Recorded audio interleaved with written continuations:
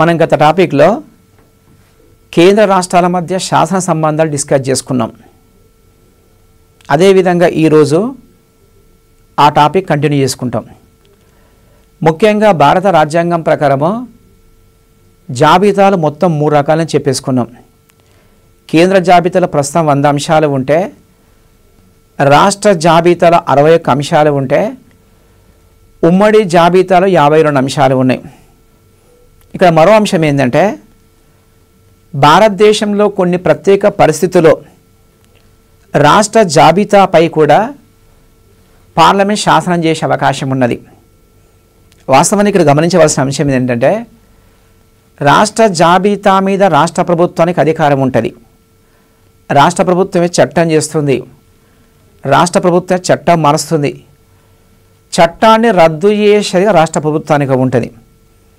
అది ముఖ్యంగా కొన్ని ప్రత్యేక పరిస్థితులలో రాష్ట్ర జాబితా మీద కూడా చట్టం చేసే అధికారము భారత పార్లమెంటుకు ఉంటుంది. దాన్ని ఇప్పుడు డిస్కస్ చేసుకుంటాం.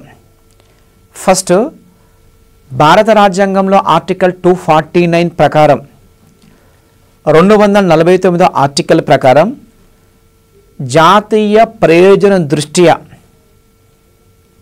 రాజ్యసభ 2/3 మెజార్టీతోటి ఒక తీర్మానం చేస్తూ రాష్ట్ర జాబితాలోని అంశం మీద చట్టం చేయమని పార్లమెంట్ కోరే అవకాశం ఉన్నది.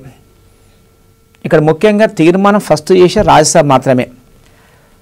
రాజ్యాంగంలో 249 ఆర్టికల్ ఏం చెప్తుందంటే, జాతీయ ప్రయోజనం దృష్ట్యా for the sake of national interest Rajya Sabha 2/3 మెజార్టీతోటి ఒక తీర్మానం చేసి పార్లమెంట్కి ఇస్తుంది, రాష్ట్ర జాబితాలోని అంశం మీద చట్టం చేయని చెప్పేసి.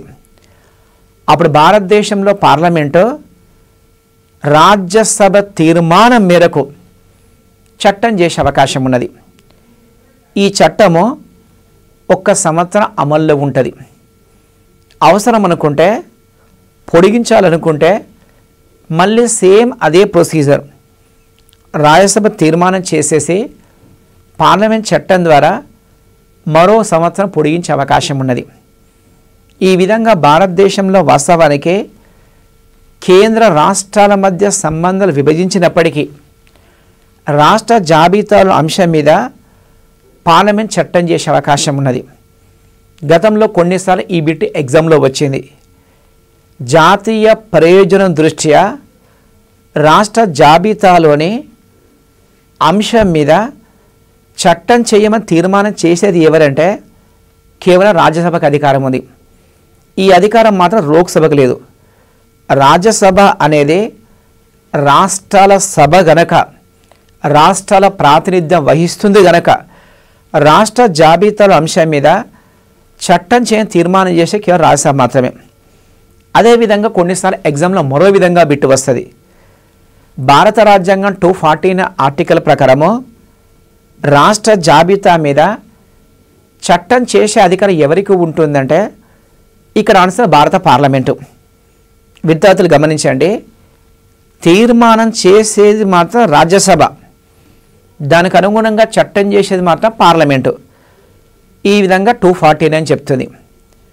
అదేవిధంగా మరో ఆర్టికల్ రాజ్యాంగంలో 250 ఆర్టికల్ ప్రకారం 250 ఆర్టికల్ ప్రకారము అత్యవసర పరిస్థితి విధించినప్పుడు రాష్ట్ర జాబితాలో అంశం మీద పార్లమెంట్ చట్టం చేసే అవకాశం ఉన్నది.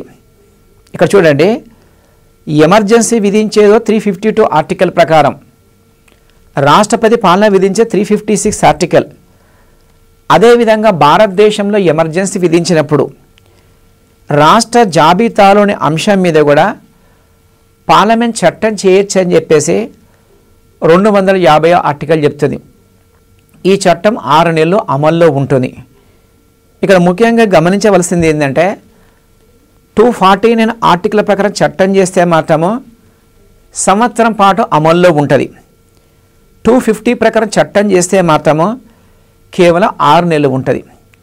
అదేవిధంగా 251 ఆర్టికల్ గురించి, కేంద్ర రాష్ట్ర ప్రభుత్వాలు ఒకే అంశం మీద చట్టం చేసిల్లు అనుకోండి, ఆ చట్టం పరస్పర విరుద్ధంగా ఉందనుకోండి, అప్పుడు కేవలం కేంద్ర చట్టం మాత్రమే నెగ్గుతుంది. అంటే ముఖ్యంగా ఏంటంటే ఒకే అంశం మీద పార్లమెంట్ చట్టం చేసింది, అదే అంశం మీద రాష్ట్ర శాసనసభ చట్టం చేసింది. రెండు చట్టాలు పరస్పర విరుద్ధంగా ఉందనుకోండి, కాంట్రడిక్టరీ ఏర్పడిందనుకోండి, ఆ సందర్భంలో కేంద్ర చట్టమే నెగ్గుతుందని రాజ్యాంగం చెప్తుంది. అది ముఖ్యంగా 2011 సంవత్సరము గ్రూప్ 2లో ఒక ఇంపార్టెంట్ బిట్ వచ్చింది. ఆ బిట్ ఏంటంటే ఒకే అంశం మీద కేంద్ర రాష్ట్ర ప్రభుత్వాలు చట్టం చేసినప్పుడు ఏ సందర్భంలో రాష్ట్ర చట్టం నెగ్గుతుంది అని బిట్టు వచ్చింది. వాస్తవం డిస్కస్ చేసుకుంది మాత్రము పరస్పర విరుద్ధంగా ఉంటే కేంద్ర చట్టమే నెగ్గుతుంది. ఇక క్వశ్చన్ ఏంటంటే ఏ సందర్భంలో రాష్ట్ర ప్రభుత్వం చట్టం నెగ్గుతుందని క్వశ్చన్ వచ్చింది. దాని కూడా రాజ్యాంగంలో ప్రావిజన్ ఉంది. ఇక్కడ ఆన్సర్ ఏంటంటే రాష్ట్ర శాసనసభ చట్టం చేసింది అనుకోండి, ద్విసభ విధాన అమల్లో గల రాష్ట్రాల్లో ఒక బిల్లు చట్టం కావాలంటే అసెంబ్లీ ఆమోదించాలి, కౌన్సిల్ ఆమోదించాలి, రాష్ట్ర గవర్నర్ సంతకం చేస్తే చట్టంగా మారుతుంది. ఇది ముఖ్యంగా శాసన నిర్మాణ ప్రక్రియ ఇదే విధంగా ఉంటుంది. అదే ముఖ్యంగా రాష్ట్రంలో 2 సభలు ఆమోదించిన తర్వాత ఆర్టికల్ 200 ప్రకారము గవర్నర్ సంతకం చేస్తే చట్టంగా మారుతుంది. అదే ముఖ్యంగా కొన్ని సందర్భాల్లో కొన్ని బిల్లుల మీద గవర్నర్కు ఏమైనా అనుమానం ఉంటే, గవర్నర్కి ఏమైనా సందిగ్ధత ఉంటే ఆ చట్టాన్ని రాష్ట్రపతి ఆమోదం గురించి రిజర్వ్ చేసే అవకాశం ఉన్నది.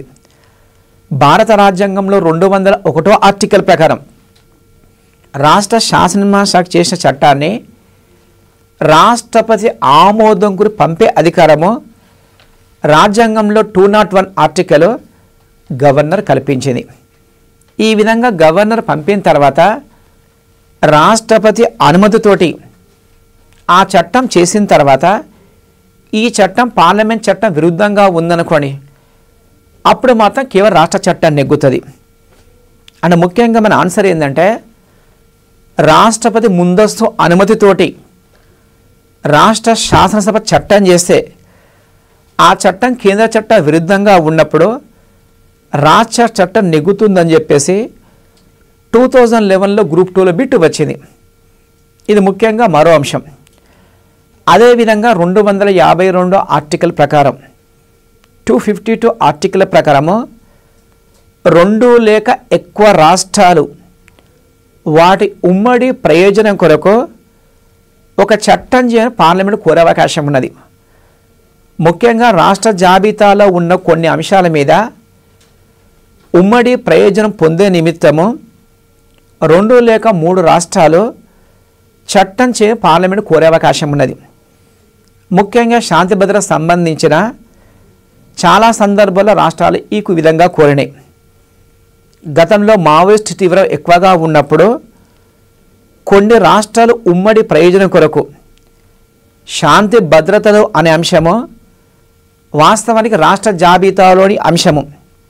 లా అండ్ ఆర్డర్ అనేది ఒక రాష్ట్రం మరో రాష్ట్రం వేరియేషన్ ఉన్నది, ఒక రాష్ట్రం మరో రాష్ట్రం వేరువేరుగా విధి విధానాలు ఉన్నాయి.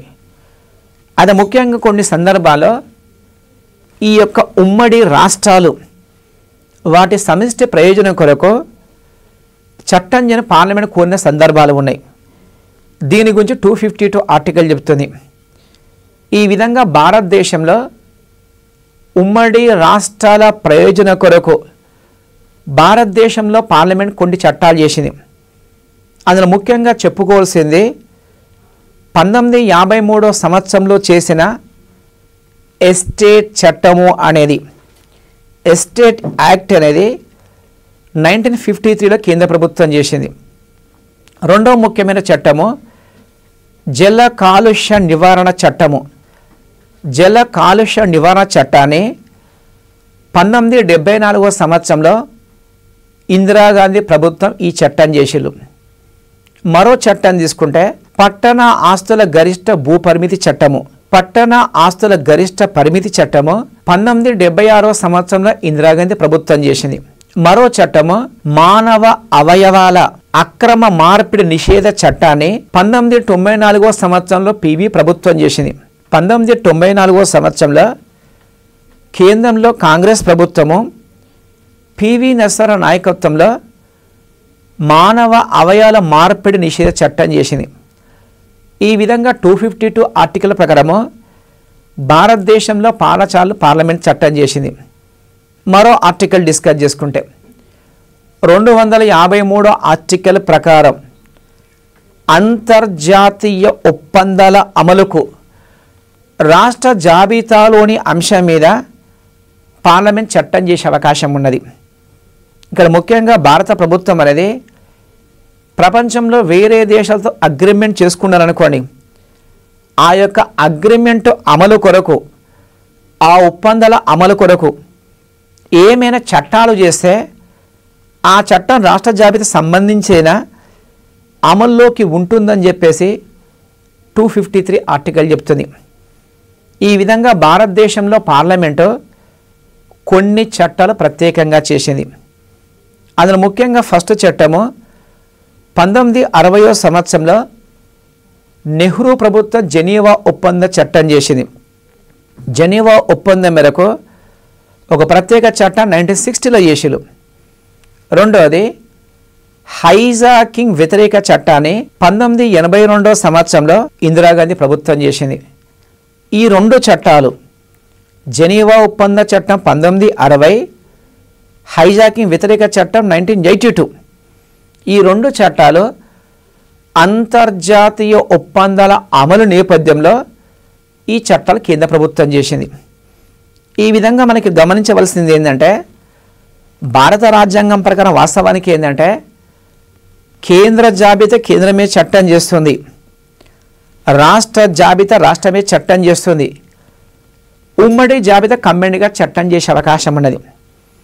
మనం కాస్త నిగూఢంగా పరిశీలించినామనుకోండి, రాష్ట్ర జాబితా మీద పార్లమెంట్ చట్టం చేస్తుంది కదా, మనకేమీ అర్థమవుతుందంటే రాష్ట్ర జాబితా అనేది రెండవ ఉమ్మడి జాబితాగా మారిందని అనుమానం వస్తుంది. రాష్ట్ర జాబితా రాష్ట్రమే చట్టం చేయాలి, కానీ 249, 253 ఆర్టికల్ వరకు కేంద్ర ప్రభుత్వం చట్టం చేసే అవకాశం ఉంది. తద్వారా రాష్ట్ర జాబితా అనేది రెండవ ఉమ్మడి జాబితాగా మారిందని చెప్పేసి కొంతమంది రాజకీయ విశ్లేషించులు. అదేవిధంగా ఉమ్మడి జాబితా ఉందనుకోండి, కేంద్రము రాష్ట్రం రెండు చట్టం చేస్తున్నాయి, పరస్పర విరుద్ధంగా ఉంటే కేంద్ర చట్టం నెగ్గుతుంది.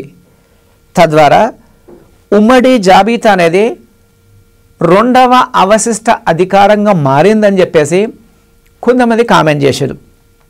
కేంద్ర జాబితా కేంద్రానికి అధికారం ఉంది, రాష్ట్ర జాబితా రెండో ఉమ్మడి జాబితాగా మారిపోయింది. ఉమ్మడి జాబితా అనేది రెండవ అవశిష్ట అధికారంగా మారిందని చెప్పేసి కొంతమంది రాజకీయ విశ్లేషించారు. ఇది ముఖ్యంగా రాష్ట్ర జాబితా కేంద్రానికి అధికారం. అదేవిధంగా మరో ముఖ్యాంశం తీసుకుంటే, కేంద్ర జాబితాలో ప్రారంభంలో కేవలము 97 అంశాలు మాత్రమే ఉండేది. ప్రస్తుతం 100 అంశాలు చేరమని డిస్కస్ చేసుకున్నాం. యూనియన్ లిస్ట్లో 100 అంశాలు ఉంటే కొత్తగా చేరిన అంశాలు, కొత్తగా చేర్చిన అంశాలు, అందులో మొదటిది కేంద్ర బలగాలను రాష్ట్రాలకు తరలింపు అనేది కొత్తగా కేంద్ర జాబితాలో చేర్చేశారు. రెండవది కొన్ని రకాల పన్నులను, కేంద్రం విధించే కొన్ని పన్నులను కేంద్ర జాబితా ప్రత్యేకంగా పొందుపరచులు. మూడో అంశము 2003 సంవత్సరంలో 88వ రాజ్యాంగ సవరణ చట్టం ప్రకారము సేవా పన్ను అనేదాన్ని, సర్వీస్ ట్యాక్స్ అనేదాన్ని కేంద్ర జాబితాలో చేర్చులు. ఈ విధంగా 3 కొత్త అంశాలు చేర్చిన తర్వాత ప్రస్తుతం కేంద్ర జాబితాలో 100 అంశాలు ఉన్నాయి. మరో ముఖ్యాంశము ఉమ్మడి జాబితాలో కొత్తగా 5 అంశాలు చేర్చులు.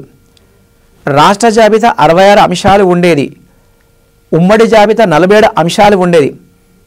ఈ రాష్ట్ర జాబితా నుండి ఒక 5 అంశాలను ఉమ్మడి జాబితాలో చేర్చిలు. తద్వారా రాష్ట్ర జాబితాలో ప్రస్తుతం 61 అంశాలు ఉన్నాయి. ఉమ్మడి జాబితా 52 అంశాలు ఉన్నాయి. ఈ విధంగా 5 అంశాలు ఎప్పుడు మార్చిల్లంటే 1976 సంవత్సరంలో ఇందిరాగాంధీ ప్రధానమంత్రిగా ఉన్నప్పుడు ఎమర్జెన్సీ అమల్లో ఉన్నప్పుడు 42 రాజ్యాంగ సవరణ చట్టం చేసిరు. 42nd అమెండ్మెంట్ యాక్ట్ ప్రకారము రాష్ట్ర జాబితాలోని 5 అంశాలను ఉమ్మడి జాబితాలో మార్చేసిరు. అవి విద్య, జనాభా నియంత్రణ, అడవులు, తూనికలు, కొలతలు, సుప్రీంకోర్టు, హైకోర్టు మినహా దిగువ స్థాయి న్యాయస్థాన పరిపాలన. ఈ 5 అంశాలు ఉమ్మడి జాబితాలో చేర్చారు. గతంలో ఈ బిట్టు చాలాసార్లు ఎగ్జామ్లో వచ్చింది. 2012 సంవత్సరము గ్రూప్ 2 పేపర్ మీరు చూసిందనుకోండి, విద్య ఏ జాబితాలోని అంశం అని బిట్టు వచ్చింది. ఆన్సర్ ఉమ్మడి జాబితా. తూనికలు, కొలతలు ఏ జాబితాలో అంశం వచ్చింది. ఆన్సర్ ఉమ్మడి జాబితా. ఇక్కడ ముఖ్యంగా ఉమ్మడి జాబితా అంశాలు ఏంటంటే విద్య, వివాహం, విడాకులు, విద్యుత్ శక్తి, జనాభా నియంత్రణ, అడవులు, సాంఘిక ఆర్థిక ప్రణాళిక, తూనికల కొలతలు, సుప్రీంకోర్టు, హైకోర్టు మినహా దిగువ స్థాయి న్యాయస్థానాల పరిపాలన గురించి ఉమ్మడి జాబితాల అంశంగా ఉంది. విద్యార్థులు ముఖ్యంగా నేను చెప్పేది ఏంటంటే కేంద్ర జాబితాలో మొత్తం 100 అంశాలు ఉంటే కనీసం 15 అంశాలు గుర్తుంచుకోండి. రాష్ట్ర జాబితా 61 అంశాలు ఉంటే కనీసం 15 అంశాలు గుర్తుంచుకోండి. ఉమ్మడి జాబితా కనీసం 15 అంశాలు గుర్తుంచుకోవాలి. ఇక్కడ మనం కాస్త కంపేర్ చేసామనుకోండి, ముఖ్యంగా కొన్ని అంశాలు తీసుకుంటే జనాభా లెక్కలు అనేది కేంద్ర జాబితాలోని అంశం. పాపులేషన్ సెన్సస్ అనేది యూనియన్ లిస్ట్లో అంతర్భాగము. అదేవిధంగా జనాభా నియంత్రణ అనేది టు కంట్రోల్ ది పాపులేషన్ అనేది ఉమ్మడి జాబితాలోని అంశంగా ఉన్నది. ఇది ముఖ్యంగా కొంచెం గుర్తుంచుకోవాలి. మరో ముఖ్యాంశం తీసుకుంటే అంతర్రాష్ట్ర నదీ జలాలు అనేది కేంద్ర జాబితాలో అంశంగా ఉన్నది. అదేవిధంగా నీటి పారుదల అనే విధానము రాష్ట్ర జాబితాలో ఉంది. అంటే నీటిపారుదల రాష్ట్ర జాబితా, అంతర్రాష్ట్ర నదీ జలాలు మాత్రము కేంద్ర జాబితాలో అంతర్భాగంగా ఉంది. ఈ వేరియేషన్ గ్రహించాలి.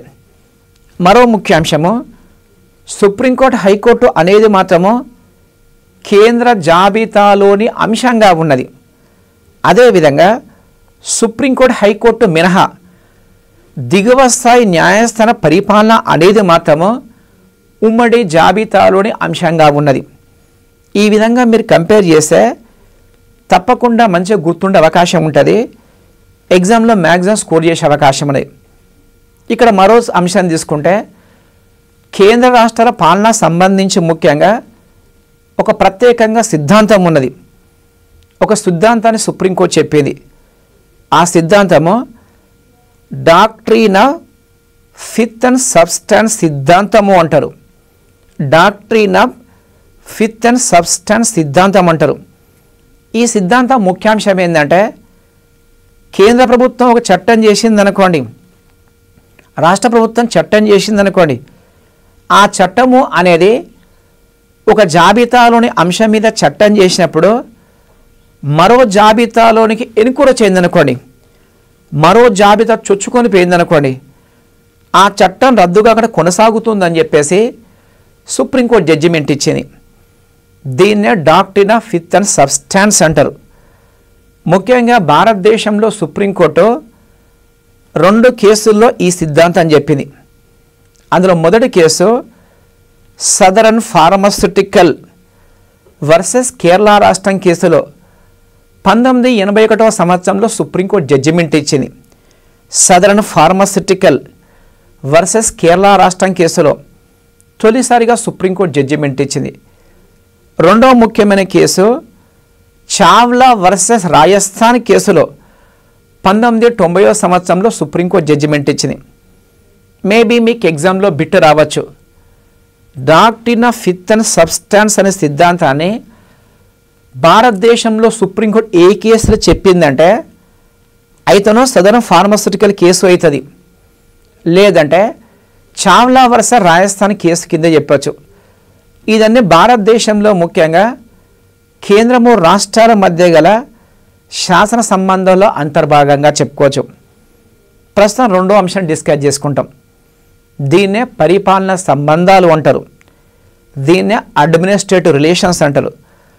భారత రాజ్యాంగంలో 11వ భాగంలో శాసనాధికారాలు ఉన్నాయి. 11వ భాగంలో పరిపాలన అధికారాలు ఉన్నాయి. 11వ భాగంలో 256 ఆర్టికల్ నుండి 263 ఆర్టికల్ వరకు కేంద్ర రాష్ట్రాల మధ్య పరిపాలనా సంబంధాలు ఉన్నాయి. ముఖ్యంగా ఈ అంశాన్ని మనము 5 ఆర్టికల్ తప్పకుండా గుర్తుంచుకోవాలి. 5 ఆర్టికల్ గతంలో చాలాసార్లు ఎగ్జామ్లో వచ్చింది. అందులో మొదటిది 256 ఆర్టికల్ ప్రకారం 256 ఆర్టికల్ ప్రకారం కేంద్ర కార్యనిర్వహణ అధికారానికి అనుగుణంగా రాష్ట్రాలు పరిపాలించాలి. భారతదేశంలో కేంద్ర స్థాయిలో ప్రధాన కార్యనిర్వహణ అధికారిగా భారత రాష్ట్రపతి ఉంటాడు. భారత రాష్ట్రపతి కార్యనిర్వహించేటప్పుడు ప్రధానమంత్రి నేతృత్వంలో మంత్రిమండలి సలహా ఇస్తుంది. ఈ విధంగా కేంద్ర ప్రభుత్వము కార్యనిర్వహణ అధికారం చెలాయించేటప్పుడు దానికి అనుగుణంగా రాష్ట్రాలు అధికారం చెలాయించుకోవాలని చెప్పేసి 256 ఆర్టికల్ చెప్తుంది. ఇది ముఖ్యంగా 256 ఆర్టికల్లో అంతర్భాగం. అదేవిధంగా 257 ఆర్టికల్ ప్రకారము కేంద్ర ప్రభుత్వ రాష్ట్రంలో విధులు నిర్వర్తిస్తుంటే రాష్ట్ర ప్రభుత్వం ఎలాంటి అడ్డంకులు సృష్టించరాదు. అంటే మన అంశం ఏంటంటే 257 ఆర్టికల్ చెప్పేది ఏంటంటే కేంద్రం యొక్క విధులు కొన్ని రాష్ట్రాల్లో ఉంటాయి. ఫర్ ఎగ్జాంపుల్ దూరదర్శన్ కానీ, లేదంటే ఆకాశవాణి కానీ, లేదంటే తంతి తపాలా కానీ, అదేవిధంగా రైల్వేలు ఉన్నాయి. ఇది మొత్తం కేంద్ర ప్రభుత్వ ఆస్తులు, కేంద్ర జాబితాలోని అంశాలు. ఇది కాస్త కేంద్ర ప్రభుత్వ రాష్ట్రాలు నిర్వహిస్తుంటే రాష్ట్ర ప్రభుత్వం ఎలాంటి అడ్డంకులు సృష్టించరాదు. అదేవిధంగా రాష్ట్ర ప్రభుత్వము కేంద్ర ఆస్తులు రక్షించే విధి ఉన్నది. ఇది 257 అంతర్భాగం. మరో ఆర్టికల్ తీసుకుంటే 258 ఆర్టికల్ ప్రకారం 258 ఆర్టికల్ ప్రకారం రాష్ట్రాల సమ్మతి మేరకు కానీ రాష్ట్రాల సమ్మతి లేకుండా కానీ భారతదేశంలో కేంద్ర ప్రభుత్వము తన కొంత పరిపాలనా అధికారాన్ని రాష్ట్రాల డెలిగేట్ చేసే అవకాశం ఉన్నది. అంటే కేంద్రం యొక్క తన అధికారాన్ని రాష్ట్ర దత్తత చేసే అధికారము 258 ఆర్టికల్ చెప్తుంది. దీనికి రాష్ట్రాల సమ్మతి ఉండవచ్చు, లేదంటే సమ్మతి లేకపోవచ్చు. ఇది ముఖ్యంగా మరో ఆర్టికల్. అదేవిధంగా మోస్ట్ ఇంపార్టెంట్ ఆర్టికల్ ఏంటంటే 262 ఆర్టికల్ 262 ఆర్టికల్ ప్రకారము జల వివాదాల పరిష్కారానికి భారత పార్లమెంటు జల వివాద ట్రిబ్యునల్ ఏర్పాటు చేసే అవకాశం ఉన్నది.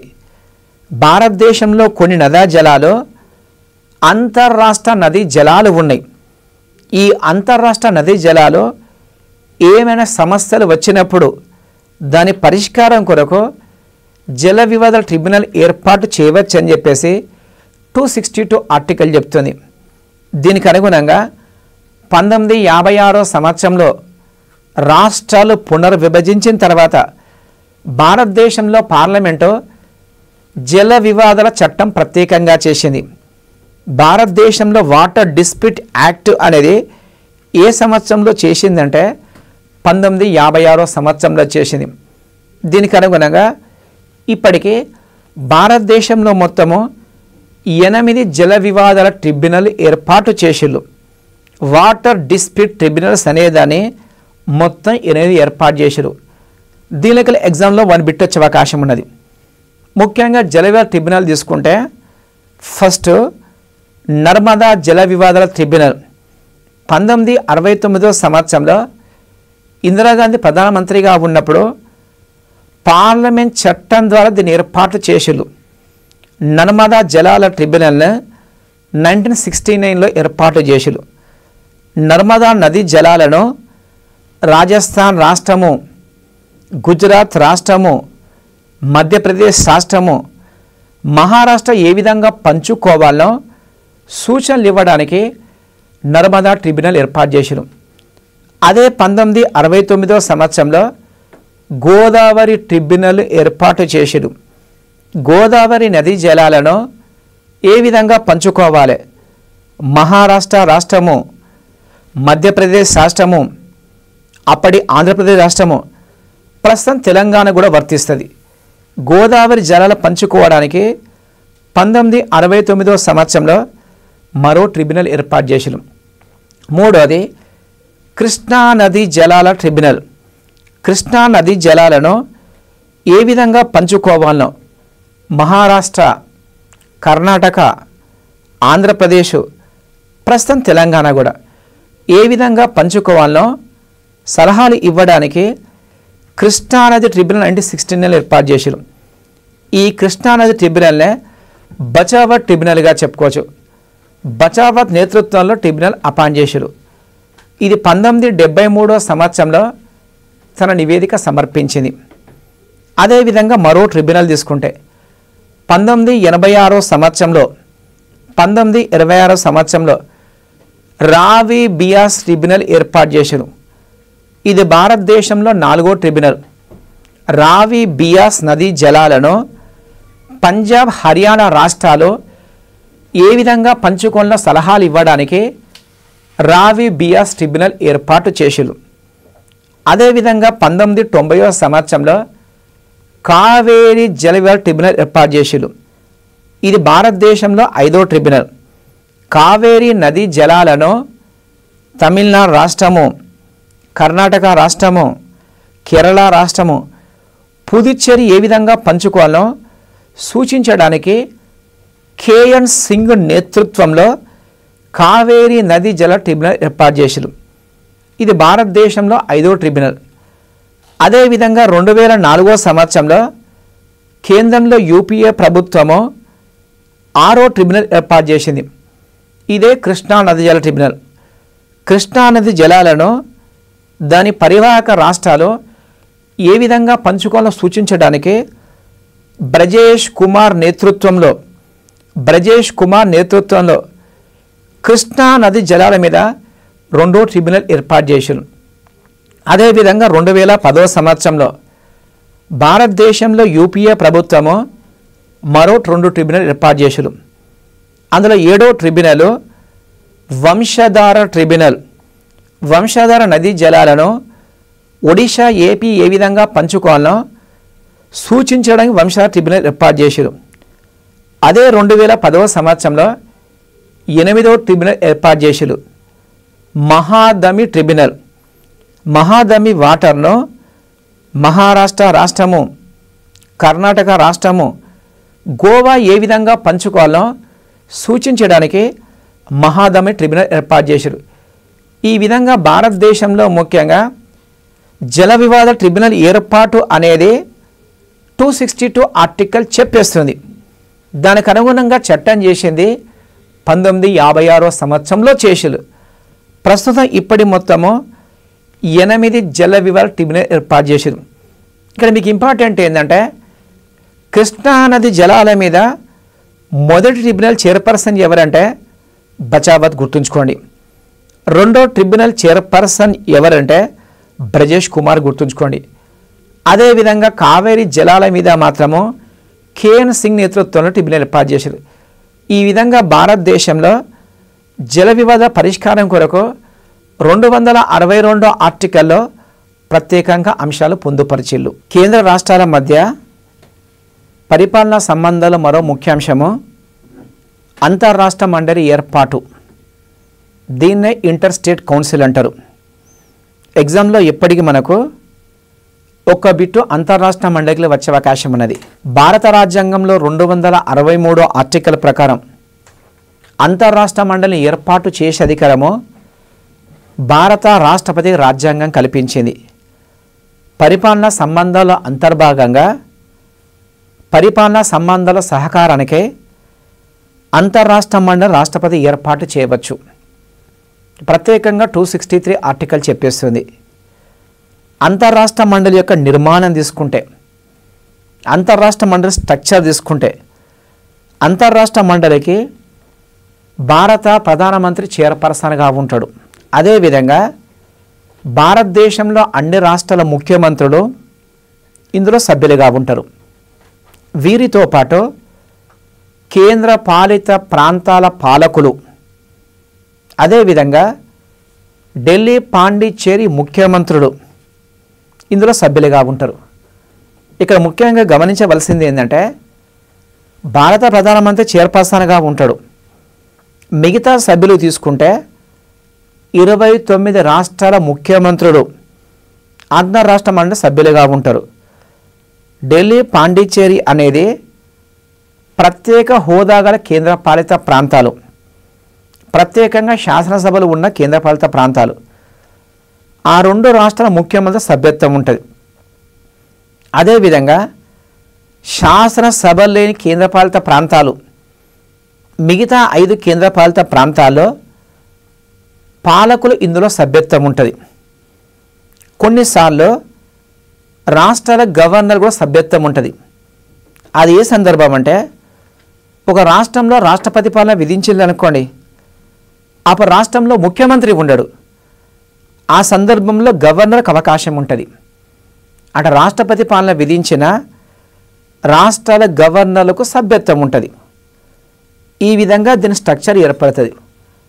దీని యొక్క ప్రధాన విధులు తీసుకుంటే, అంతర్రాష్ట్ర మండలి యొక్క విధులు తీసుకుంటే, కేంద్రము రాష్ట్రాల మధ్య ఏమైనా సమస్యలు వస్తే సమస్యలు పరిష్కరించే అధికారం ఉంటుంది.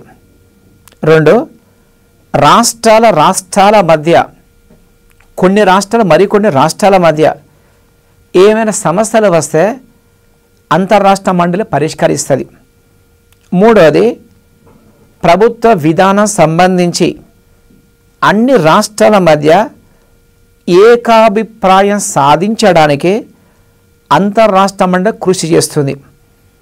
అదేవిధంగా కేంద్రానికి, కేంద్రపాలిత ప్రాంతాలకు కానీ, కేంద్రపాలిత ప్రాంత రాష్ట్రాల మధ్య సమస్య వస్తే ఆ సమస్య పరిష్కరించే అధికారము భారత రాజ్యాంగం అంతర్రాష్ట్ర మండలి కల్పించింది. అదేవిధంగా అంతర్రాష్ట్ర మండలి ఏర్పాటు తీసుకుంటే, భారత రాజ్యాంగంలో 263 ఆర్టికల్ అనేది అంతర్రాష్ట్ర మండలి ఏర్పాటు చెయ్యాలని చెప్పినప్పటికీ 40 సంవత్సరాలు 1950 సంవత్సరం నుండి 1990 సంవత్సరం వరకు భారతదేశంలో అంతర్రాష్ట్ర మండలి ఏర్పాటు చేయలేదు. ఇక మీకు డౌట్ రావచ్చు, ఈ 40 సంవత్సరాలు కేంద్ర రాష్ట్రాల మధ్య సమస్యలు రాలేదా అని చెప్పేసి. చాలా సమస్యలు వచ్చినాయి. కానీ ఆ సమస్యల పరిష్కారాన్ని పార్టీ పరంగా తీర్చిన సందర్భాలు ఉన్నాయి. కేంద్రంలో అధికారంలో ఉన్న పార్టీయే మెజార్టీ రాష్ట్రాల అధికారం ఉంది. తద్వారా కేంద్ర రాష్ట్రాల మధ్య ఏమైనా సమస్య వస్తే దాన్ని పార్టీ పరంగా పరిష్కరించిన సందర్భాలు ఉన్నాయి. అది ముఖ్యంగా భారతదేశంలో మొట్టమొదటిసారిగా అంతర్రాష్ట్ర మండలిని ఏర్పాటు చేయమని చెప్పేసి కేరళ రాష్ట్రం కోరింది. కేరళ రాష్ట్రంలో సిపిఐ పార్టీ పవర్లోకి వచ్చిన తర్వాత అంతర్రాష్ట్ర మండలిని ఏర్పాటు చేయమని చెప్పేసి కోరిన తొలి రాష్ట్రం కేరళ రాష్ట్రం. తర్వాత 1971 సంవత్సరంలో నివేదిక సమర్పించిన రాజా మన్నర్ కమిటీ కూడా అంతర్రాష్ట్ర మండలిని ఏర్పాటు చేయమని రికమెండ్ చేసింది. అదేవిధంగా 1987 సంవత్సరంలో కేంద్ర రాష్ట్రాల మధ్య సూచనలు ఇవ్వడానికి నివేదిక సమర్పించిన సర్కారే కమిషన్ కూడా అంతర్రాష్ట్ర మండలిని అంతర్ప్రభుత్వ మండలి పేరుతోటి వెంటనే ఏర్పాటు చేయాలని చెప్పేసి సర్కారే కమిషన్ చెప్పింది. చివరికి 1990 సంవత్సరము మార్చి 28వ తారీఖు నాడు కేంద్రంలో విపి సింగ్ ప్రధానమంత్రిగా ఉన్నప్పుడు, ఆర్ వెంకటరమణ భారత రాష్ట్రపతిగా ఉన్నప్పుడు తొలిసారిగా అంతర్రాష్ట్ర మండలి ఏర్పాటు చేసిరు. ఈ బిట్టు మేబీ ఎగ్జామ్లో గతంలో వచ్చింది. అంతర్రాష్ట్ర మండలి తొలిసారిగా ఎప్పుడు ఏర్పాటు చేశారంటే 1990వ సంవత్సరం మార్చి 28వ తేదీ నాడు ఎవరు రాష్ట్రపతిగా ఉన్నప్పుడు ఏర్పాటు చేశారంటే ఆర్ వెంకట్రామన్ రాష్ట్రపతిగా ఉన్నప్పుడు ఏర్పాటు చేశారు. దీన్ని ఏర్పాటు చేసిన ప్రధానమంత్రి ఎవరంటే విశ్వనాథ్ ప్రతాప్ సింగ్ దీన్ని ఏర్పాటు చేసిండు. ఈ విధంగా 1990లో ఫస్ట్ టైం ఏర్పాటు చేశారు.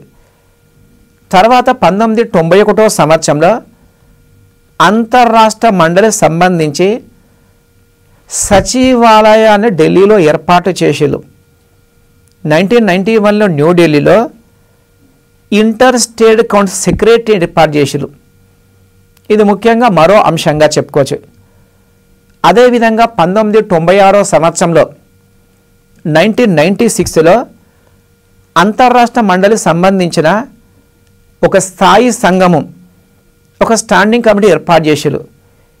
ఈ స్థాయి సంఘంలో మొత్తము చైర్మన్తో కలిపి 15 మంది సభ్యులు ఉన్నారు. అంతర్రాష్ట్ర మండలి స్థాయి సంఘానికి కేంద్ర హోంశాఖ మంత్రి చైర్పర్సన్గా ఉంటాడు. అదేవిధంగా 5 కేంద్ర మంత్రులు సభ్యులుగా ఉంటారు. భారతదేశం 9 రాష్ట్రాల యొక్క ముఖ్యమంత్రులు ఇందులో సభ్యులుగా ఉంటారు.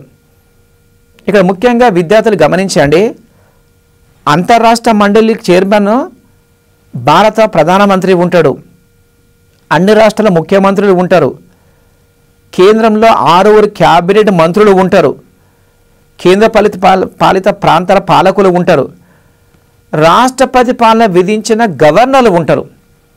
ఇది ముఖ్యంగా మొత్తం అంతర్రాష్ట్ర మండలి. అదేవిధంగా అంతర్రాష్ట్ర మండలి యొక్క స్థాయి సంఘంలో కేవలం 15 మందే ఉంటారు. దీని చైర్మన్ హోంశాఖ మంత్రి ఉంటాడు. అంతర్రాష్ట్ర మండలి ప్రధానమంత్రి చైర్పర్సన్, స్థాయి సంఘం హోంశాఖ మంత్రి ఉంటాడు.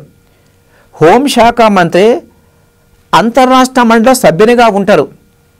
కేంద్రంలో ప్రధానమంత్రి సూచించిన 6 క్యాబినెట్ మంత్రులు అంతర్రాష్ట్ర మండలి సభ్యులుగా ఉంటారు. అదేవిధంగా స్థాయి సంఘంలో మాత్రము 5 కేంద్ర మంత్రులు, ఇక్కడ 6 కేంద్ర మంత్రులు, ఇక్కడ 5 కేంద్ర మంత్రులు ప్లస్ హోంశాఖ మంత్రి, మొత్తం 6 ఉన్నారు. ఇక్కడ 29 రాష్ట్రాల ముఖ్యమంత్రులు ఉన్నారు.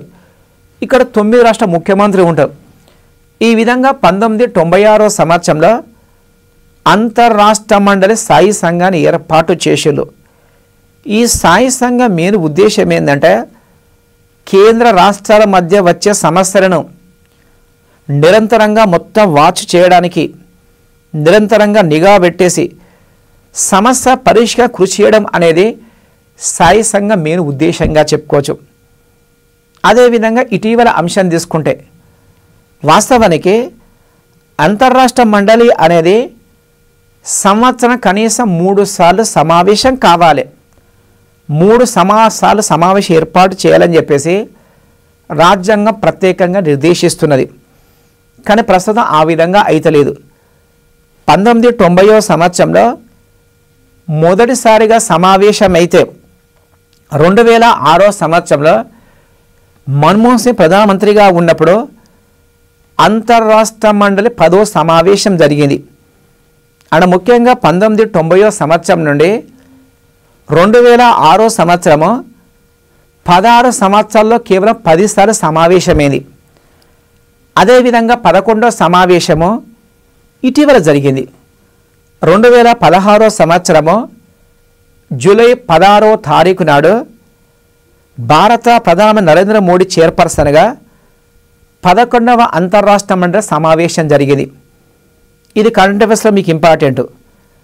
2016 జూలై 16వ తేదీ నాడు న్యూఢిల్లీలో జరిగిన అంతర్రాష్ట్ర మండలి అనేది 8వ సమావేశం ఎగ్జామ్లో బిట్టు వచ్చే అవకాశం ఉంది.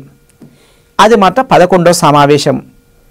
ఈ సమావేశంలో ముఖ్య నిర్ణయం ఏంటంటే GST, goods and services tax, వస్తువుల సేవల పన్ను మీద భారతదేశంలో అన్ని రాష్ట్రాలను ఏకాభిప్రాయం తీసుకురావడానికి 11వ అంతర్రాష్ట్ర మండలి సమావేశం ఏర్పాటు చేశారు.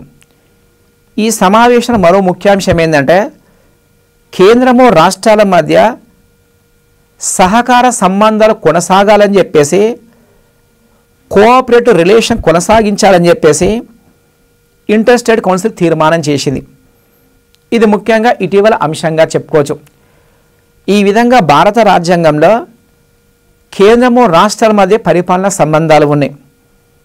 మరో ముఖ్య అంశం పరిశీలిస్తే మండల సంఘాలు అనేవి, జోనల్ కౌన్సిల్స్ అనేవి కేంద్ర రాష్ట్ర సంబంధాల్లో మరో ముఖ్యమైన అంశంగా చెప్పుకోవచ్చు. 1956 సంవత్సరంలో భారతదేశంలో రాష్ట్రాలు పునర్విభజించేటప్పుడు మొదటి రాష్ట్రాల పునర్విభజన కమిషను ఫజల్ అలీ కమిషన్ అనేది తన నివేదిక సమర్పించినప్పుడు అందులో ప్రత్యేకంగా క్లాజ్ చేర్చింది.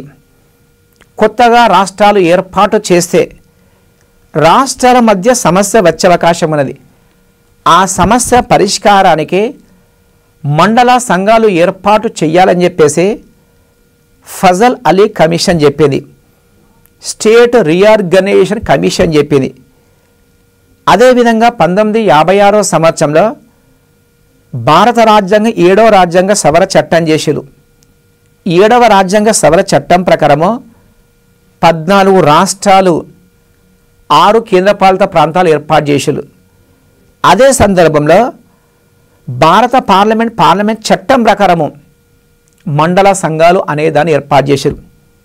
ఇక విద్యార్థులు గుర్తుంచుకోవలసిందే, మండల సంఘాలు జోనల్ కౌన్సిల్స్ అనేటివి రాజ్యాంగబద్ధ సంస్థలు కాదు, కేవలం పార్లమెంట్ చట్టం ప్రకారం ఏర్పాటు చేశారు. వీటిని ఎవరు రికమెండ్ చేసేళ్ళంటే ఫజల్ అలీ కమిషన్ నేతృత్వంలో ఫస్ట్ ఎస్ఆర్సీ రికమెండ్ చేసింది. ఈ విధంగా 1956 సంవత్సరంలో భారతదేశంలో 5 మండల సంఘాలు ఏర్పాటు చేసిరు.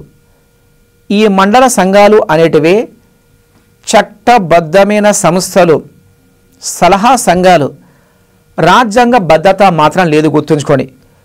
ఈ విధంగా 1956 సంవత్సరంలో 5 మండల సంఘాలు ఏర్పాటు చేస్తే 1971 సంవత్సరంలో ఈశాన్య రాష్ట్రాల పునర్విభజన తర్వాత మరో మండల సంఘం ఏర్పాటు చేసిరు. ఈ విధంగా ప్రస్తుతం భారతదేశంలో 6 మండల సంఘాలు ఉన్నాయి, 6 జోనల్ కౌన్సిల్స్ ఉన్నాయి. వాటిని డిస్కస్ చేసుకుంటాం. మొదటిది ఉత్తర మండలం అంటారు, దీన్నే నార్త్ జోన్ అంటారు. ఉత్తర మండలంలో 5 రాష్ట్రాలు ఉన్నాయి, 2 కేంద్రపాలిత ప్రాంతాలు ఉన్నాయి. అవి జమ్మూ కాశ్మీర్, పంజాబ్, హర్యానా, హిమాచల్ ప్రదేశ్, రాజస్థాన్, మొత్తం 5 రాష్ట్రాలు ఉన్నాయి. అదేవిధంగా ఢిల్లీ, చండీగఢ్ కేంద్రపాలిత ప్రాంతాలు కూడా ఉత్తర మండలంలో అంతర్భాగంగా ఉంది. దీని యొక్క ప్రధాన కార్యాలయము న్యూఢిల్లీలో ఉంది. అదేవిధంగా రెండవ మండలము దక్షిణ మండలం అంటారు, దీన్నే సౌత్ జోన్గా చెప్పుకోవచ్చు. ఫస్ట్దో ఉత్తర మండలము, రెండోది దక్షిణ మండలం. దక్షిణ మండలంలో కూడా మొత్తము 5 రాష్ట్రాలు ఉన్నాయి, 2 కేంద్రపాలిత ప్రాంతాలు ఉన్నాయి. అవి తమిళనాడు, కేరళ, కర్ణాటక, ఆంధ్రప్రదేశ్, తెలంగాణ, మొత్తం 5 రాష్ట్రాలు ఉన్నాయి. అదేవిధంగా లక్షద్వీప్ కేంద్రపాలిత ప్రాంతము పుదుచ్చేరి ఇందులో అంతర్భాగంగా ఉంది. దీన్నే దక్షిణ మండలంగా చెప్పుకోవచ్చు. దీని యొక్క ప్రధాన కార్యాలయము చెన్నైలో ఉంది. విద్యార్థులు గమనించండి, నార్త్ జోన్లో 5+2 ఉన్నాయి, 5 రాష్ట్రాలు, 2 కేంద్రపాలిత ప్రాంతాలు ఉన్నాయి. సౌత్ జోన్లో 5+2 ఉన్నాయి, 5 రాష్ట్రాలు, 2 కేంద్రపాలిత ప్రాంతాలే. మూడవ జోను తూర్పు మండలం అంటారు, దీన్నే ఈస్టర్న్ జోన్ అంటారు. తూర్పు మండలంలో 4 రాష్ట్రాలు, 1 కేంద్రపాలిత ప్రాంతం ఉంది. అవి ఒరిస్సా, బీహార్, జార్ఖండ్, పశ్చిమ బెంగాల్. ఈ 4 రాష్ట్రాలతో పాటు అండమాన్ నికోబార్ కేంద్రపాలిత ప్రాంతము ఉన్నది. 4 రాష్ట్రాల కేంద్రపాలిత ప్రాంతం ఉంది. దీని యొక్క ప్రధాన కార్యాలయము కోల్కతాలో ఉంది. ఇక గతంలో వచ్చిన బిట్ ఏంటంటే అండమాన్ నికోబార్ అనేది ఏ జోన్ పరిధిలోకి వస్తుందని చెప్పేసి గతంలో కొన్ని ఎగ్జామ్లో క్వశ్చన్ వచ్చింది. అయితే ముఖ్యంగా వాస్తవానికి ఏంటంటే అండమాన్ నికోబార్ అనేది దక్షిణ భారతదేశం దగ్గరగా ఉంటుంది. అయినప్పటికీ అండమాన్ నికోబార్ మాత్రము తూర్పు మండలంలో అంతర్భాగంగా ఉంటాయి. అదేవిధంగా అండమాన్ నికోబార్ కూడా కలకత్తా హైకోర్టు పరిధిలోకి వస్తుంది. అది తూర్పు మండలంకి వస్తుంది. 4వది పశ్చిమ మండలం అంటారు. దీన్నే వెస్టర్న్ జోన్గా చెప్పుకోవచ్చు. పశ్చిమ మండలంలో ముఖ్యంగా 3 రాష్ట్రాలు 2 కేంద్రపాలిత ప్రాంతాలు ఉన్నాయి. అవి గుజరాత్ రాష్ట్రము, మహారాష్ట్ర రాష్ట్రము, గోవా. ఈ 3 రాష్ట్రాలే. మరియు దాద్రా నగర్ హవేలీ, డామన్ డయ్యూ కేంద్రపాలిత ప్రాంతాలు ఉన్నాయి. ఈ విధంగా పశ్చిమ మండలంలో 3 రాష్ట్రాలు 2 కేంద్రపాలిత ప్రాంతాలు ఉన్నాయి. దీని యొక్క ప్రధాన కార్యాలయము ముంబైలో ఉంది. 5వది మధ్యమ మండలం అంటారు. దీన్నే సెంట్రల్ జోన్గా చెప్పుకోవచ్చు. వాస్తవానికి సెంట్రల్ జోన్లో ప్రారంభంలో కేవలము 2 రాష్ట్రాలు ఉండేది. అంటే మధ్యప్రదేశ్, ఉత్తరప్రదేశ్ ఉండే. కానీ 2000 సంవత్సరంలో కొత్తగా రాష్ట్రాలు ఏర్పాటు చేసిన తర్వాత మరో రాష్ట్రాలు వచ్చింది. ప్రస్తుతము మధ్యమ మండలంలో సెంట్రల్ జోన్లో 4 రాష్ట్రాలని. అవి ఉత్తరప్రదేశ్, ఉత్తరాఖండ్, మధ్యప్రదేశ్, ఛత్తీస్గఢ్ రాష్ట్రాన్ని. దీని యొక్క ప్రధాన కార్యాలయం మాత్రము అలహాబాద్లో ఉంది. ఇది భారతదేశంలో 5వ జోన్గా చెప్పుకోవచ్చు. తర్వాత 6వ జోను ఈశాన్య మండలము అంటారు. దీన్నే నార్త్ ఈస్టర్న్ జోన్గా చెప్పుకోవచ్చు. ఈ జోను 1971 సంవత్సరంలో ఏర్పాటు చేశారు.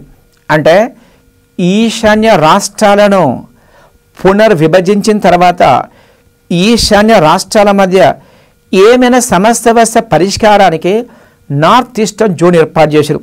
ఇందులో మొత్తం 8 రాష్ట్రాలు ఉన్నాయి. అవి ఈశాన్య రాష్ట్రాల్లో ఉన్న 7 సిస్టర్ 7 రాష్ట్రాలు అంటారు. దాంతోపాటు సిక్కిం ఇందులో అంతర్భాగంగా చెప్పుకోవచ్చు. అంటే మొత్తం 8 రాష్ట్రాలని. అవి అస్సాం, అరుణాచల్ ప్రదేశ్, త్రిపుర, మణిపూర్, మేఘాలయ, మిజోరాం, నాగాల్యాండ్, అదేవిధంగా సిక్కిం చేర్చిరు. మొత్తం 8 రాష్ట్రాలే. అయితే సిక్కిం అనేది 2002 సంవత్సరం వరకు తూర్పు జోన్లో అంతర్భాగంగా ఉంది. కానీ 2002 సంవత్సరంలో ఈశాన్య జోను పరిధిలోకి మార్చరు. తద్వారా ఈశాన్య మండలంలో ప్రస్తుతం మొత్తము 8 రాష్ట్రాలు ఉన్నాయి. దీని యొక్క ప్రధాన కార్యాలయము షిల్లాంగ్లో ఉంది. అదే ఇక్కడ విద్యార్థుల కామన్గా ఏంటంటే కొన్ని బిట్లు మీకు ఎగ్జామ్లో రావచ్చు. ఇక మరో అంశం ఏంటంటే ఈ మండల సంఘాలు అనేదానికి పదవి రీత్యా హోంశాఖ మంత్రి చైర్పర్సన్గా ఉంటాడు. మరియు ఏ జోను పరిధిలోని రాష్ట్రాల ముఖ్యమంత్రులు అందులో సభ్యులుగా ఉంటారు. మరియు ఒక్కొక్క రాష్ట్రం నుండి గవర్నర్ నియమించిన 2 మంత్రులకు అవకాశం ఉంటుంది. ఫర్ ఎగ్జాంపుల్ దక్షిణ జోన్ ఉందనుకోండి. దక్షిణ జోన్కు హోంశాఖ మంత్రి చైర్పర్సన్గా ఉంటాడు. మరియు దక్షిణ మండలంలోని 5 రాష్ట్రాల ముఖ్యమంత్రులు ఇందులో సభ్యులుగా ఉంటారు. అదేవిధంగా 2 కేంద్రపాలిత ప్రాంతాల యొక్క పాలకులు అంటే పుదుచ్చేరి ముఖ్యమంత్రికి అవకాశం ఉంటుంది. మరియు లక్షద్వీప్ పాలకునికి ఇందులో సభ్యత్వం ఉంటాయి. దీంతోపాటు ఒక్కొక్క రాష్ట్రం నుండి 2 మంత్రులను గవర్నర్ నామినేట్ చేస్తారు. ఈ విధంగా జోనల్ కౌన్సిల్ చైర్పర్సన్ ఎవరంటే కేంద్ర హోంశాఖ మంత్రి. గుర్తుంచుకోండి, ఇది గతంలో బిట్టు వచ్చింది.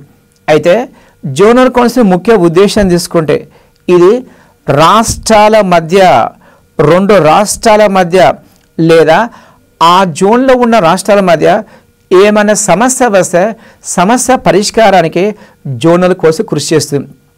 అదేవిధంగా ప్రాంతీయ సంబంధించిన ఏదైనా అంశం మీద ఏకాభిప్రాయం సాధించడానికి జోనల్ కౌన్సిల్ కృషి చేస్తుంది. ఇది మరో అంశంగా చెప్పుకోవచ్చు. మనకు గతంలో ఈ టాపిక్లోకి వెళ్ళి కొన్ని బిట్స్ ఎగ్జామ్లో వచ్చింది.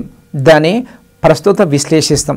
ఇక్కడ ముఖ్యంగా మీకు ఏంటంటే 6 జోన్స్ యొక్క హెడ్ క్వార్టర్ తప్పకుండా గుర్తుంచుకోండి. అందులో మధ్యమ జోన్ హెడ్ క్వార్టరు అలహాబాద్ గతంలో వచ్చింది. ఇది ఇంపార్టెంట్గా చెప్పుకోవచ్చు.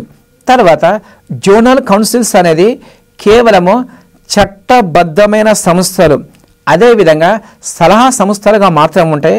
ఇది గతంలో చాలాసార్లు వచ్చింది. మరో బిటు జోనల్ కౌన్సిల్స్ అనేదాన్ని ఎవరు ప్రతిపాదించాలంటే ఫస్ట్ ఎస్ఆర్సి అంటే ఫజల్ అలీ నేతృత్వంలో రాష్ట్రాల పూర్వీయ కమిషను దీన్ని రికమెండ్ చేసింది. ఇవన్నీ మనకు పరిపాలన సంబంధాల్లో అంతర్భాగంగా చెప్పుకోవచ్చు. తర్వాత మూడో అంశం ఆర్థిక సంబంధాలు అంటారు. అయితే మీ గ్రూప్ 2 సిలబస్లో కేవలము శాసన సంబంధాలు ఉన్నది, పరిపాలన సంబంధాలు ఉంది, కానీ ఆర్థిక సంబంధాలు మాత్రము సిలబస్లో అంతర్భాగంగా లేవు. అయినప్పటికీ కొన్ని అంశాలు మనం డిస్కస్ చేసుకోవాలి. ఇక్కడ భారత రాజ్యాంగంలో 12వ భాగంలో 264 ఆర్టికల్ నుండి 300A వరకు ఆర్థిక సంబంధాల గురించి ఉంది. అంటే ప్రభుత్వానికి వచ్చే పన్నులను, ప్రభుత్వానికి వచ్చే నిధులను కేంద్రము రాష్ట్రాలు ఏ విధంగా పంచుకోవాలో 12వ భాగంలో ప్రత్యేకంగా ప్రస్తావించరు. దీన్నే ఫైనాన్షియల్ రిలేషన్స్గా చెప్పుకోవచ్చు. దీన్ని కొన్ని కోణాల్లో విశ్లేషించవచ్చు. అందులో ఫస్ట్ అంశము కొన్ని రకాల పన్నులు కేవలము కేంద్రానికి చెందే పన్నులు ఉంటాయి. అంటే కొన్ని పన్నులను కేవలము కేంద్ర ప్రభుత్వం విధిస్తుంది, కేంద్ర ప్రభుత్వం వసూలు చేస్తుంది, కేంద్ర ప్రభుత్వం దగ్గర ఉంచుకునే పన్నులు ఉంటాయి. ముఖ్యంగా ఇలాంటి పన్నులు మొత్తము 15 పన్నులు కేంద్ర పన్నులకు సంబంధించి. ఇవి కస్టమ్స్ పన్ను, కార్పొరేషన్ పన్ను మరియు విదేశీ మారక ద్రవ్యం మీద వేసే పన్ను మొత్తం కూడా కేంద్రానికి లభిస్తుంది. ఇది ఫస్ట్ అంశంగా చెప్పుకోవచ్చు. రెండవది కొన్ని రకాల పన్నులు కేవలము రాష్ట్రానికి చెందే పన్నులు ఉంటాయి. అంటే రాష్ట్ర ప్రభుత్వం పన్ను విధిస్తుంది, రాష్ట్ర ప్రభుత్వం వసూలు చేస్తుంది, రాష్ట్ర ప్రభుత్వం దగ్గర ఉంచుకునే పన్నులు ఉంటాయి. ఇలాంటి పన్నులు మొత్తము 20 పన్నులు ఉన్నాయి. అవి రాష్ట్ర ఎక్సైజ్ పన్ను, రాష్ట్ర అమ్మకం పన్ను, దీన్నే వ్యాట్ అంటారు, మరియు వినోదం పన్ను, వాహనం పన్ను, ఇవన్నీ కూడా రాష్ట్రానికి చెందే పన్నులుగా చెప్పుకోవచ్చు. మూడవది కొన్ని రకాల పన్నులు కామన్గా కేంద్ర ప్రభుత్వం విధిస్తుంది, కేంద్ర ప్రభుత్వం వసూలు చేస్తుంది, వచ్చిన ఇన్కమ్ను కేంద్ర రాష్ట్రాలు పంచుకుంటాయి. ఇవి కేంద్ర రాష్ట్రానికి సంబంధించిన పన్నులుగా చెప్పుకోవచ్చు. ప్రస్తుతము ఆదాయం పన్ను, కేంద్ర ఎక్సైజ్ పన్ను కేంద్రము రాష్ట్రాలు 2 పంచుకుంటాయి. అయితే ఆదాయం పన్ను, కేంద్ర ఎక్సైజ్ పన్ను కేంద్ర రాష్ట్రాలు ఏ రేషియోలో పంచుకోవాలనో, ఏ నిష్పత్తిలో పంచుకోవాలనో సూచించే అధికారము భారతదేశంలో ఆర్థిక సంఘానికి ఉంటుంది.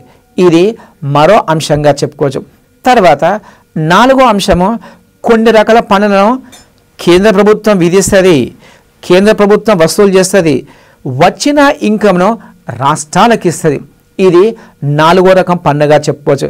ఫర్ ఎగ్జాంపుల్ స్టాక్ ఎక్స్చేంజ్పై పన్ను, ప్రకటన మీద పన్ను, వ్యవసాయేతర ఎస్టేట్ డ్యూటీ, ఈ పన్నులను కేంద్రం విధించి వసూలు చేసి రాష్ట్రాలకు ఇస్తుంది. అవి స్టాక్ ఎక్స్చేంజ్పై పన్ను, ప్రకటనపై పన్ను, వ్యవసాయ ఎస్టేట్ డ్యూటీ అనేది 4వ క్యాడర్ కింద వస్తుంది. లాస్ట్ 5వ పన్ను ముఖ్యంగా కొన్ని పన్నులను కేవలం కేంద్ర ప్రభుత్వం ఇస్తుంది, కానీ రాష్ట్రాలు వసూలు చేసి వాటి వద్ద ఉంచుకునే పన్నులు ఉంటాయి. ఫర్ ఎగ్జాంపుల్ స్టాంపు డ్యూటీ కానీ, కాస్మోటిక్స్పై పన్ను కానీ, ఆల్కహాల్ మందుల మీద విధించే పన్ను ఈ క్యాడర్ కిందికి వస్తాయి. ఈ విధంగా భారత రాజ్యాంగంలో 12వ భాగంలో ఆర్థిక సంబంధాలు ప్రత్యేకంగా విశ్లేషించడం. ఇక్కడ మరికొన్ని అంశాలు తీసుకుంటే భారత రాజ్యాంగంలో 275 ఆర్టికల్ ప్రకారము, 275 ఆర్టికల్ ప్రకారము కేంద్ర ప్రభుత్వము రాష్ట్రాల గ్రాంట్లు ఇచ్చే అవకాశం ఉంది. అంటే రాష్ట్రాల యొక్క అభివృద్ధి కొరకు, రాష్ట్ర సంక్షేమం కొరకు కేంద్ర ప్రభుత్వము రాష్ట్రాలకు ఏ ఆర్టికల్ ప్రకారము గ్రాంట్ ఇస్తుందంటే 275 గుర్తుంచుకోండి. తర్వాత 293 ఆర్టికల్ ప్రకారము కేంద్రము రాష్ట్రాలకు రుణాలు ఇస్తుంది.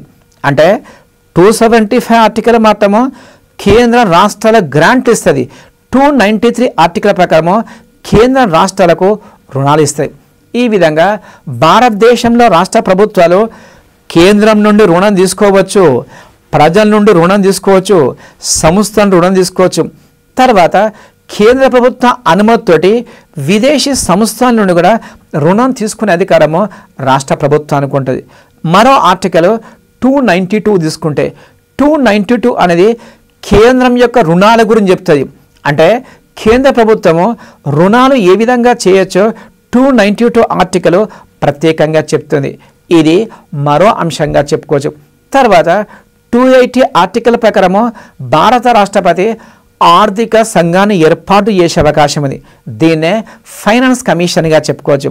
అంటే కేంద్ర ప్రభుత్వం వచ్చిన ఇన్కంలో రాష్ట్రాల వాటాను తేల్చడానికి ప్రత్యేకంగా ప్రతి 5 సంవత్సరాలకు ఒకసారి ఆర్థిక సంఘాన్ని ఏర్పాటు చేసే అధికారము భారత రాష్ట్రపతికి ఉంది. ఈ విధంగా ఆర్థిక సంఘంలో ఒక చైర్పర్సన్ ఉంటాడు, 4 సభ్యులు ఉంటారు. దీన్ని ప్రత్యేకంగా డిస్కస్ చేసుకోం.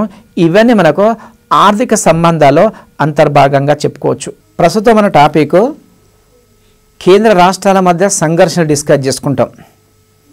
భారతదేశంలో కేంద్రము రాష్ట్రాల మధ్య ఇటీవల ధోరణి డిస్కస్ చేసుకుంటాం. ముఖ్యంగా భారత రాజ్యాంగం ప్రకారము కేంద్ర రాష్ట్రాల మధ్య చక్కటి సంబంధం ఏర్పాటు చేసేళ్ళు. కేంద్ర స్థాయి కేంద్ర ప్రభుత్వం పనిచేస్తుంది, రాష్ట్ర స్థాయిలో రాష్ట్ర ప్రభుత్వం పనిచేస్తుంది. రెండిటి అధికారం కూడా రాజ్యాంగం ప్రకారం కల్పించబడ్డది, రాజ్యాంగబద్ధంగా నడుచుకోవాలి. ఈ విధంగా రాజ్యాంగంలో చక్కగా పొందుపరచులు. అది ముఖ్యంగా ప్రాక్టికల్గా చూస్తే మాత్రము 1950వ సంవత్సరం నుండి 1967వ సంవత్సరం మధ్య భారతదేశంలో కేంద్రము రాష్ట్రాల మధ్య సంబంధాలు చక్కగా ఉన్నాయి. ముఖ్యంగా మరో అంశం ఏంటంటే భారతదేశంలో కేంద్రము రాష్ట్రాల మధ్య సంబంధాల్లో కొన్నిసార్లు సంఘర్షణ జరిగింది, కొన్నిసార్లు వివాదాలు వచ్చినాయి. ఆ వివాదాలు ముఖ్యంగా 5 ప్రధాన కారణాలుగా చెప్పుకోవచ్చు. 5 అంశాల కారణంగా కేంద్రము రాష్ట్రాల మధ్య తరచూ సంఘర్షణ వచ్చింది. అందులో ఫస్ట్ గవర్నర్గా వచ్చే వ్యక్తి రాజకీయ సంబంధం ఉన్న వ్యక్తి ఉండడం వల్ల కేంద్రం యొక్క ఏజెంట్గా రాష్ట్రాల్లో పనిచేస్తున్నారు.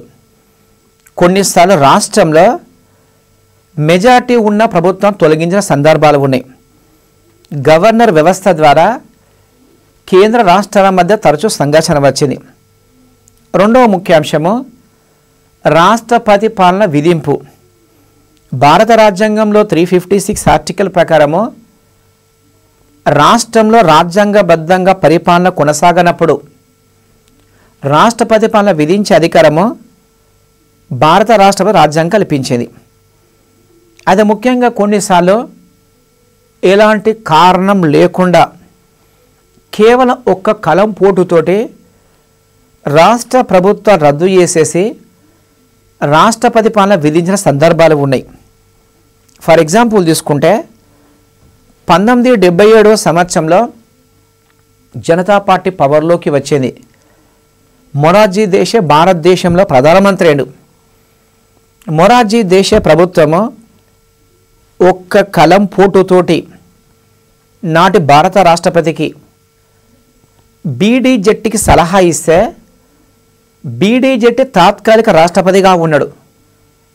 9 కాంగ్రెస్ పాలిత ప్రాంతాల్లో 9 కాంగ్రెస్ పాలిత రాష్ట్రాల్లో 356 ఆర్టికల్ ప్రకారము రాష్ట్రపతి పాలన విధించడం జరిగేది. ముఖ్యంగా ప్రత్యేకంగా కారణం లేదు. మొరార్జీ దేశాయ్ ప్రభుత్వము తాను చేసుకున్న చర్యను సమర్థించింది. కేంద్రంలో కాంగ్రెస్ పార్టీ ఓడిపోయింది, రాష్ట్రంలో పరిపాలించే హక్కు లేదని చెప్పేసి, రాష్ట్రాల్లో పరిపాలించే నైతిక హక్కు లేదని చెప్పేసి 9 రాష్ట్ర ప్రభుత్వాలను ఒక్క కలం పోటుతో రద్దు చేశారు. అదేవిధంగా 1980వ సంవత్సరంలో మొరార్జీ దేశాయ్ ప్రభుత్వం పడిపోయింది, చరణ్ సింగ్ ప్రభుత్వం వచ్చింది. చరణ్ సింగ్ ప్రభుత్వం పడిపోయింది, మళ్ళీ కాంగ్రెస్ పార్టీ పవర్లోకి వచ్చింది. 1980వ సంవత్సరంలో ఇందిరాగాంధీ ప్రధానమంత్రి అయిన తర్వాత మొరార్జీ దేశాయ్ ప్రభుత్వం 1977 చేసిన సమస్యమే సేమ్ అదేవిధంగా ఇందిరాగాంధీ ప్రభుత్వము 9 జనతా పార్టీ పాలనా రాష్ట్రాల్లో రాష్ట్రపతి పాలన విధించడం జరిగింది. ఈ విధంగా 356 ఆర్టికల్ అనేది రాష్ట్రాల పాలన ఉరికంబంగా మారింది. ఇది ముఖ్యంగా రెండో అంశం. మూడో అంశము ఆర్థిక వనరుల లేమి. భారత రాజ్యాంగం ప్రకారము రాష్ట్రాల వనరులు అనేది రాజ్యాంగబద్ధంగా పొందుపరచలు. అది ముఖ్యంగా కేంద్రంలో ఉన్న అధికార పార్టీ రాష్ట్రాలు వేరే పార్టీ అధికారంలో ఉంటే వాటి కాస్త నిధులు కట్ చేసింది, తక్కువ నిధులు ఇవ్వడం మొదలుపెట్టేది. ముఖ్యంగా కేరళ రాష్ట్రంలో, పశ్చిమ బెంగాల్ రాష్ట్రంలో, తమిళనాడు రాష్ట్ర ప్రభుత్వాలు చాలాసార్లు కేంద్రం మీద ఆరోపణలు చేసింది. మాకు సకాలంలో నిధులు ఇస్తలేరు, నిధులు ఇచ్చినా కూడా సరిపోతలేవు, తప్పకుండా నిధులు ఇవ్వాలని చెప్పేసి ఈ 3 రాష్ట్రాలు బహిరంగంగా ప్రకటించినాయి. ఆర్థిక వనరులు ఏమి అనేది మూడో అంశంగా చెప్పుకోవచ్చు. నాలుగోది కేంద్ర బలగాలను రాష్ట్రాలకు తరచుగా పంపడం అనేది ఒక రివాజ్గా మారిపోయింది. భారతదేశంలో కేంద్ర బలగాలు సిఆర్పిఎఫ్ పోలీస్ దళాలు కేంద్ర ప్రభుత్వం చేతిలో ఉంటుంది. రాష్ట్రాలకు అవసరం లేకున్నప్పటికీ రాష్ట్రాల మీద నిఘా పెట్టడానికి చాలా పంపిణీ సందర్భాలు ఉన్నాయి. కేరళ, పశ్చిమ బెంగాల్ రాష్ట్రాలకు చాలాసార్లు కేంద్ర బలం పంపడం జరిగింది.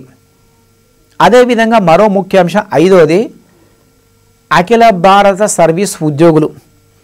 భారత రాజ్యాంగం ప్రకారము ఐఏఎస్, ఐపీఎస్, ఐఎఫ్ఎస్ 3 అఖిల భారత సర్వీసులు ఉన్నాయి. అఖిల భారత సర్వీస్ ఉద్యోగుల ద్వారా కేంద్ర ప్రభుత్వ రాష్ట్రాలను గుప్పిట్లో పెట్టుకుంటుంది.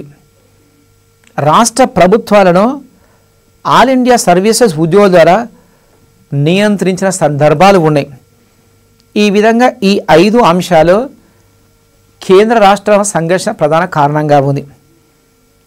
అయితే ముఖ్యంగా ప్రస్తుతం మనం పరిశీలిస్తే ఏంటంటే భారతదేశంలో కేంద్ర రాష్ట్ర సంబంధాలు 1950వ సంవత్సరం నుండి ఈ రోజు వరకు ఈ సంబంధాలు మొత్తం 3 రకాలుగా డివైడ్ చేయొచ్చు, 3 విభాగాలుగా డివైడ్ చేయొచ్చు.